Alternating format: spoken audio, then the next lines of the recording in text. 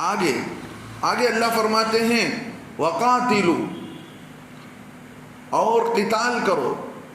قتال کہتے ہیں ایک دوسرے کو مارنا، ایک دوسرے کا آپس میں لڑنا کہ جس سے ایک کا خون بہہ جائے، دوسرے پر ایک آدمی دوسرے پر حملہ کر کے اس کو زخمی کر دے یا اس کا خون بہا دے.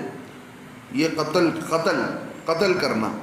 اللہ رب العزت یہاں پر یہ بتاتے ہیں ہوا کیا. اللہ کے نبی صلی اللہ علیہ وسلم جب مدینہ چلے گئے تھے، اللہ کے نبی علیہ السلام کو مکے کی یاد آ رہی تھی. اللہ کے نبی علیہ السلام نے سوچا کہ اب جو ہے ہمیں مکہ جانا ہے، جا کر جو ہے عمرہ کرنا ہے. اللہ کے نبی علیہ السلام عمرے کی نیت سے آئے.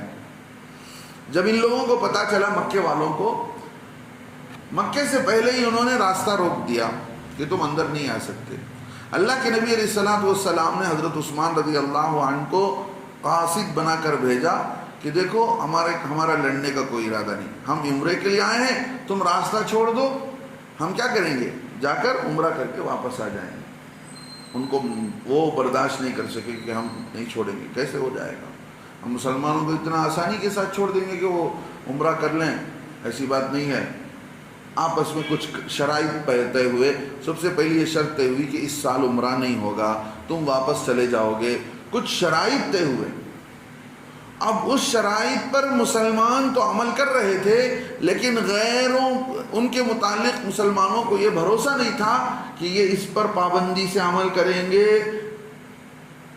اور یہ بھی بھروسہ اور یہ بھی خیال تھا ہو سکتا ہے یہ لوگ ہم پر حملہ کر دیں گے. اور وہ ایام چل رہے تھے اشہر حرم، جن مہینوں میں اس زمانے میں قتل و قتال اور لڑائی حرام تھی. 4 مہینے ایسے تھے جس کی عظمت وہ کیا کرتے تھے. ان مہینوں میں لڑنے کو پسند نہیں کرتے تھے، لڑائی بھی ختم ہو جاتی تھی. سمجھ رہے؟ شوال کا مہینہ، ذی قعدہ کا مہینہ، ذی الحج، یہ 3 مہینے، اور رجب کا مہینہ. ان 4 مہینوں میں آپس میں لڑائی کرنے کو برا سمجھتے تھے، تو اشہر حرم کہا جاتا تھا. اب اللہ رب العزت فرماتے ہیں کہ دیکھو اگر تمہیں یہ لگے کہ وہ قتل کر رہے ہیں، وَقَاتِلُوا فِي سَبِيلِ اللَّهِ الَّذِينَ يُقَاتِلُونَكُمْ، تم قتل کرو اللہ کے راستے میں ان لوگوں کے ساتھ جو تمہیں مارنا چاہتے ہیں، جو تمہیں قتل کرنا چاہتے ہیں. اگر وہ ہتھیار اٹھا کر تم پر پہل کرتے ہیں، وہ لڑنے کے لیے لڑائی میں آگے بڑھتے ہیں، تو تم بھی لڑو. وَلَا تَعْتَدُوا، ہاں حد سے گزرنے کا نہیں. وَلَا تَعْتَدُوا، حد سے مت بڑھو، حد سے تجاوز مت کرو. إِنَّ اللَّهَ لَا يُحِبُّ الْمُعْتَدِينَ، یقیناً اللہ رب العزت حد سے زیادہ بڑھنے والوں کو پسند نہیں کرتے. بتایا نا میں، اللہ رب العزت کے کچھ حدود ہیں کہ کیسے کرنا چاہیے، کیا نہیں کرنا چاہیے. حضرت علی رضی اللہ عنہ لڑ رہے تھے، دشمن پر قابو پا لیا، سینے پر بیٹھ کر اس کو مارنے والے تھے. اتنے میں دشمن نے حضرت علی کے چہرے پر تھوک دیا. حضرت علی کو غصہ آیا، حضرت علی رضی اللہ عنہ چھوڑ دیے.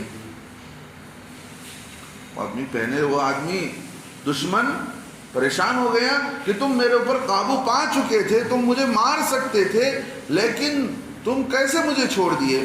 انہوں نے کہا کہ دیکھو میں جب تک لڑ رہا تھا اللہ کے لیے لڑ رہا تھا، جیسے ہی تو نے میرے چہرے پر تھوکا تو کیا ہوا، مجھے غصہ آیا، میرے نفس نے کہا کہ بھئی اب تو مارنا ہی ہے اسے.